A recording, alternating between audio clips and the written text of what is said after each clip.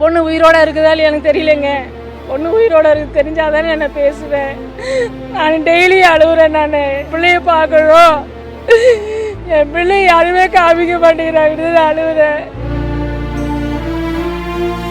எங்க மருமகனோட அண்ணன் வந்து போலீஸா இருக்கிறப்படி, நீ யாரை வேணாலும் எங்க வேணாலும் மனு கொடு, யாருமே எந்த போலீஸும் உனக்கு வரமாட்டாங்க, கமிஷனரே எனக்கு கீழே தான் அப்படிங்கிறவன். கமிஷனர்கிட்ட போட அவர் வந்து அம்மா அதெல்லாம் பண்ண முடியாது, கமிஷனர் உள்ளே விட மாட்டேங்கிறாங்க பாக்குறதுக்கு. என்ன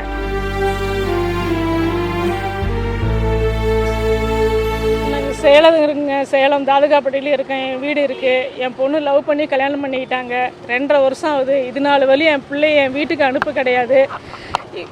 அனுப்பவே கிடையாது. நானும் போலீஸ் ஸ்டேஷன்லையும் கம்ப்ளைண்ட் கொடுத்து பார்த்துட்டேன். எந்த போலீஸ்காரனும் என்னை வந்து எதுவுமே கேட்க கிடையாது. வராங்க, கூட்டிகிட்டு வராங்க, அம்மா இது லவ் மேட்ருமா, அது பிள்ளைக்கு இதாகிடுச்சு அப்படின்னு மட்டும் தான் சொல்கிறாங்களோ, எதான ஆக்ஷன் யாருமே எடுக்க கிடையாதுங்க.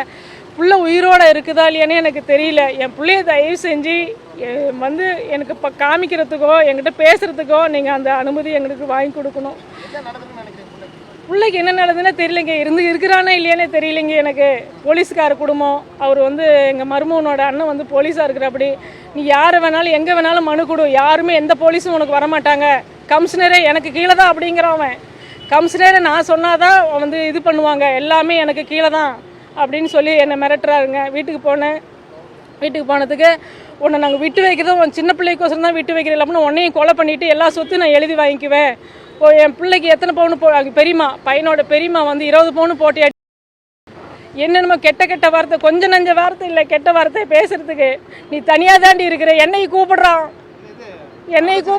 ஆமாம் வரதட்சணை கேட்டு அவங்க பெரியம்மா 20 பவுன் போட்டு கிழிச்சியாடி, இன்னாடி செஞ்சுட்ட பிள்ளைக்கு 2 வருஷம் ஆகுது அப்படின்னு சொல்லிட்டு வாடி போடின்னு கொஞ்சம் நஞ்சல் என்னை பேசுறது, கெட்ட வார்த்தையாக என்னை பேசுகிறாங்க எல்லாருமே. நான் இப்போ பிள்ளைய பார்த்து இன்றைக்கி 5 மாதம் ஆகுதுங்க.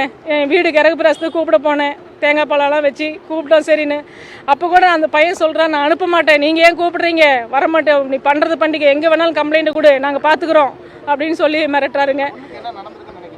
பொண்ணு உயிரோட இருக்குதா இல்லையா எனக்கு தெரியலங்க. பொண்ணு உயிரோட இருக்கு தெரிஞ்சாதானே என்ன பேசுவேன். நான் டெய்லி அழுகுறேன். நான் சிங்கிள் பேரண்டாக இருக்கேன், டெய்லி தான் அழுகுறேன். நான் என் பிள்ளைய பார்க்கணும், என் பிள்ளை யாருமே காமிக்க மாட்டேங்கிறாங்க, அழுகுறேன்.